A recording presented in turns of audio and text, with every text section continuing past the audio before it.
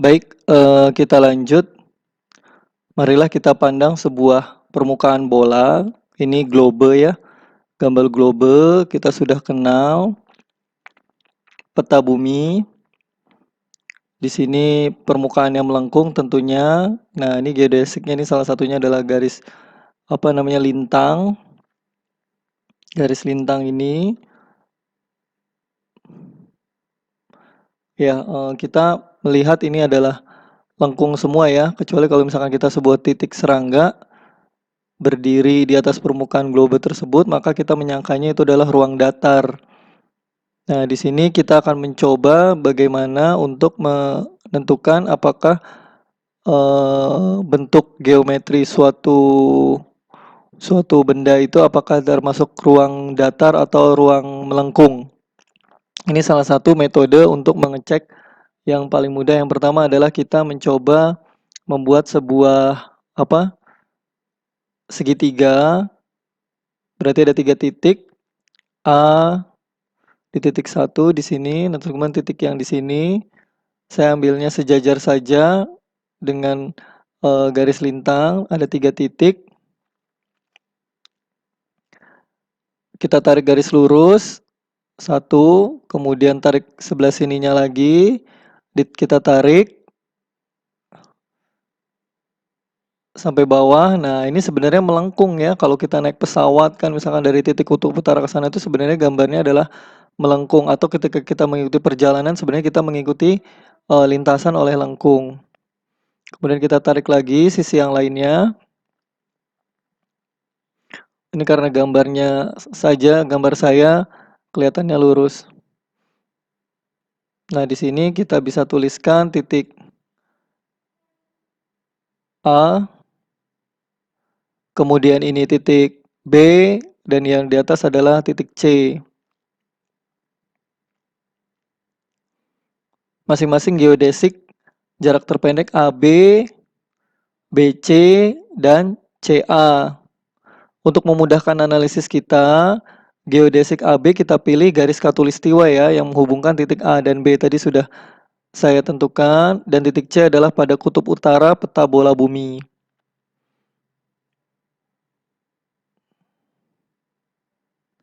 Ya, kemudian dari pilihan gambar ini terlihat bahwa kita bisa menentukan sudut-sudutnya ya. Di sini sudut CAB ini adalah alfa, dan ABC ini adalah beta.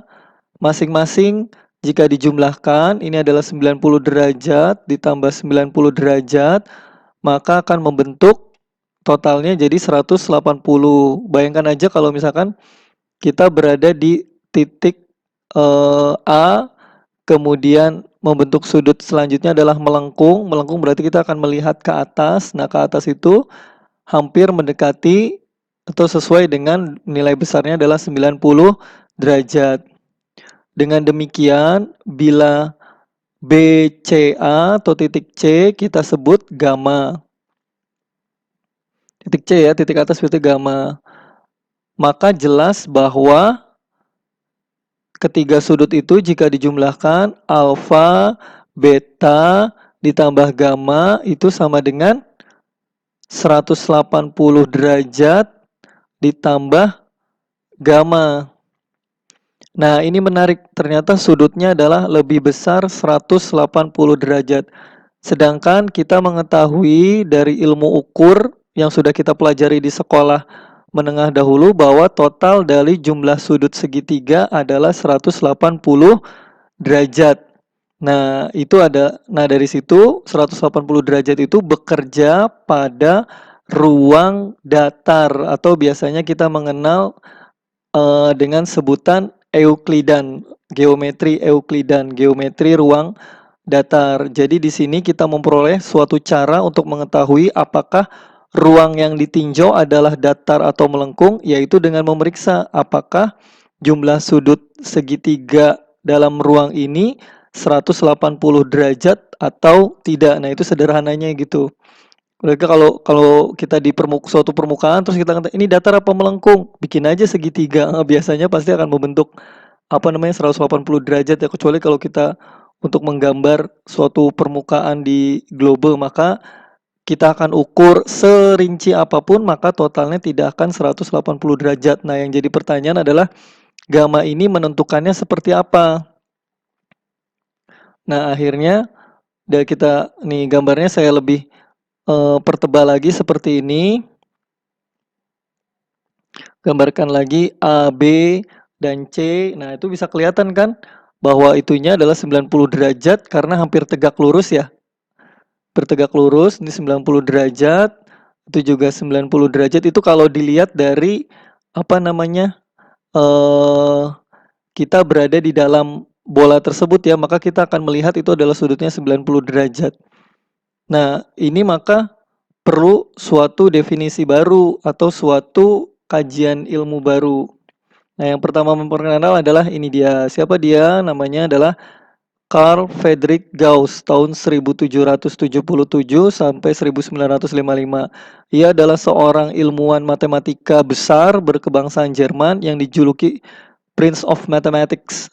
Jadi dia pangerannya matematik karena dia dari kecil anak yang gifted. Nah, dia adalah orang yang pertama kali secara serius menemukan hubungan yang menyatakan bahwa jumlah ketiga sudut segitiga lengkung dirumuskan sebagai berikut.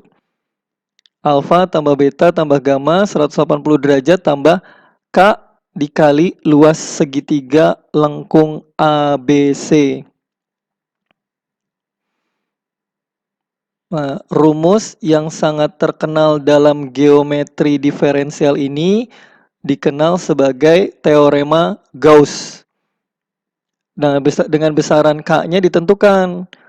Nah, itu disebutnya K-nya kelengkungan Gauss. Nah, di sini ada tuh K-nya K0, kemudian K plus. Nah, kemudian ada K-nya yang negatif. Kalau untuk K0 ini dia berarti ruang datar, sudut segitiganya 180 derajat. Kalau misalkan permukaan bola, kelengkungan Gauss-nya bernilai positif. Kalau untuk sadel kuda, kelengkungannya itu bernilai negatif. Jadi lebih kecil dari 180 derajat. Nah, ini menarik sekali. Gauss adalah orang pertama yang berfokus untuk mengkaji tentang ruang lengkung.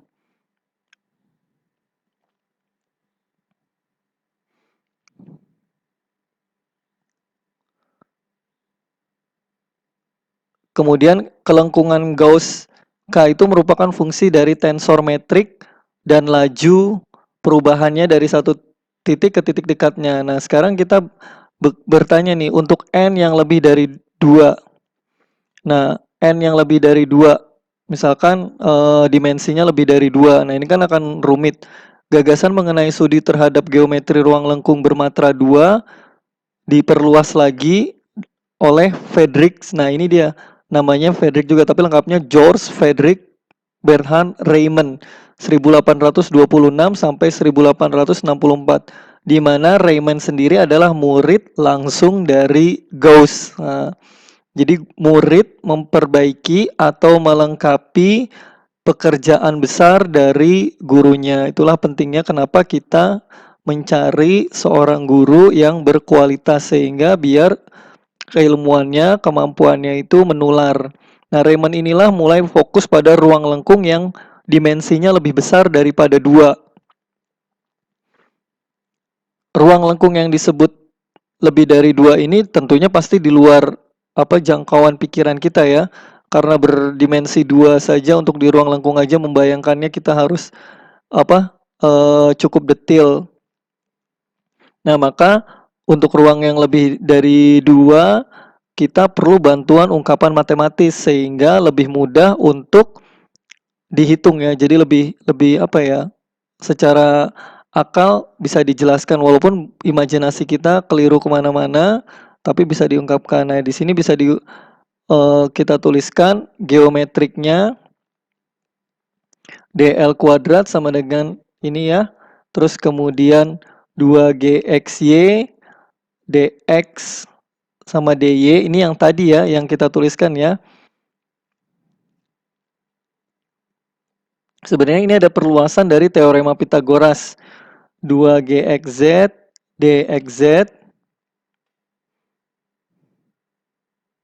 Ini untuk ruang lengkung bermatra 3. Berarti kalau tadi kan sudah saya tuliskan untuk yang ruang lengkung berdimensi 2. Nah, sekarang ruang lengkung berdimensi 3.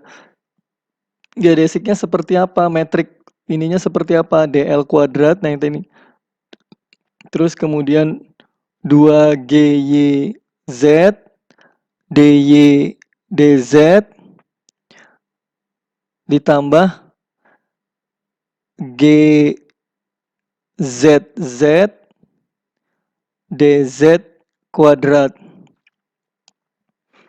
Nah, di sini berlaku pula bahwa komponen tensor metrik G yaitu yang ya 2GY, 2GXX, 2GXY dan seterusnya adalah besaran yang harganya berubah dari titik satu ke titik yang lainnya, berarti dia berupa fungsi ya. Dan ruang lengkung yang di dalamnya didefinisikan, nah metrik DL ini disebut sebagai ruang Riemann. Kemarin ada ruang Minkowski, sekarang ada ruang Riemann. Nama-nama orang. Pengungkapannya dengan tensornya ini jadi sedikit lebih panjang karena dimensinya lebih dari 2.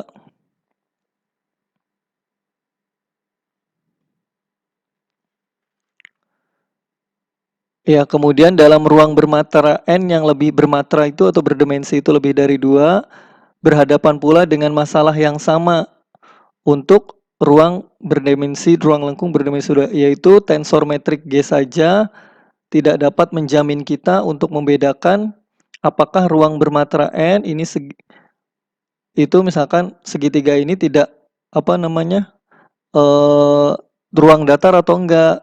Kita tidak pakai metode pasang segitiga. Nah, ini dibantu oleh metode Riemann.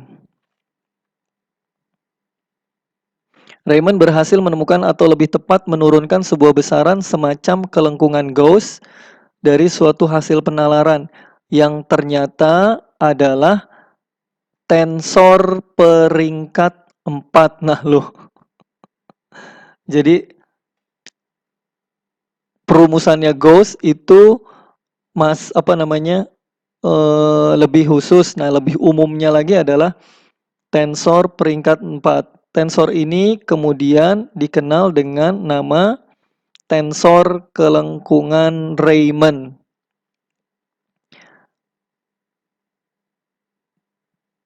Tensor kelengkungan Riemann. Yang sangat menarik adalah bahwa dalam ruang berdimensi 3, kelengkungan Gauss K besar merupakan itu komponen tensor kelengkungan dari komponennya tensor kelengkungan Riemann. Nah, jadi Riemann ini melengkapi untuk untuk teori yang diajukan oleh Gauss. Dengan diperkenalkannya tensor Riemann ini, maka ruang yang ditinjau dijamin datar apabila semua komponen tensor kelengkungan Riemann pada semua titik dalam ruang yang ditinjau berharga apa? Nah, ininya GX, GY-nya ditentukannya.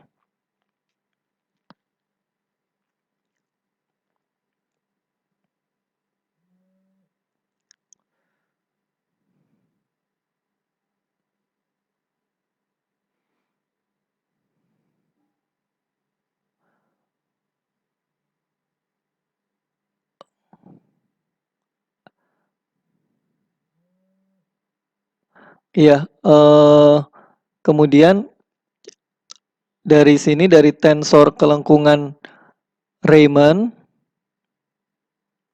kita mengetahui apabila komponen tensor kelengkungan Riemann pada semua titik dalam ruang yang ditinjau, ini Riemann mencoba menjelaskan bagaimana pada ruang lengkung berdimensi lebih dari 2. Nah, ini saya sudah tuliskan di sini metrik Riemann berdimensi 4. Kalau berdimensi 4 ini berarti disebut juga sebagai geometri ruang waktu lengkung. Ya, karena apa? Geodesik dalam ruang lengkung berdimensi 2 juga berlaku juga bahwa geodesik untuk ruang bermatra N adalah garis lengkung. Jadi mau dimensi berapapun tetap aja metriknya, geodesiknya adalah garis lengkung. Nah, di sini apa itu ruang waktu lengkung? Ruang waktu lengkung adalah suatu ruang Riemann berdimensi 4 yang metriknya seperti ini.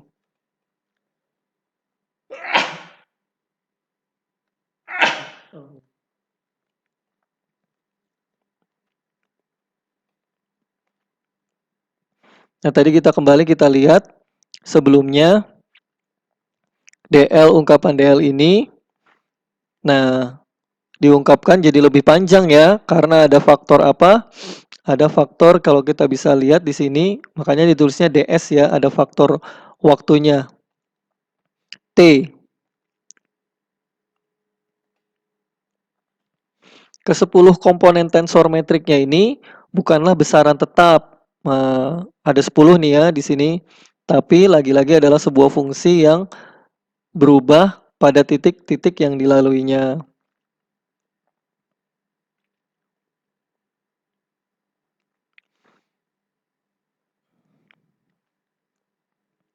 Kalau DL tadi DL kuadrat itu dia selalu bernilai positif, sedangkan dalam ruang waktu ini kuadrat metrik DS-nya ini dapat bernilai negatif, positif, bahkan 0. Walaupun kedua titik yang ditinjau jaraknya tidak berhimpitan. Ya kan tadi ada nilai 0, ada negatif. Nah, ini sekarang untuk apa namanya komponen apa yang kita sebut sebagai komponen tensornya, ini ada GXY, GXZ, GXT, GYZ.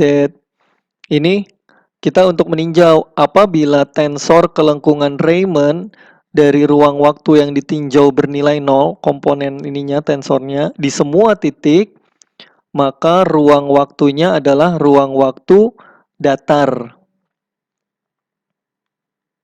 Nah, dengan ini saya menuliskan seperti ini, dengan kita memilih koordinat kartesius datar yang sesuai, komponen tensor metriknya memiliki harga-harga berikut. Nah, ini ada apa namanya GTT ini bernilai minus 1. Nah, apabila metrik Riemann berdimensi 4 dengan nilai komponen tensornya seperti ini, ada 0, ada 1, dan minus 1, ini kita mendapatkan sebuah kuadrat metrik yang sudah kita kenal sebelumnya. Apa yo?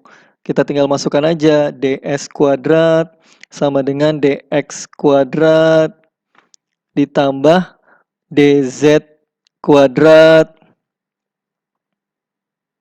dy sama dikurangi dct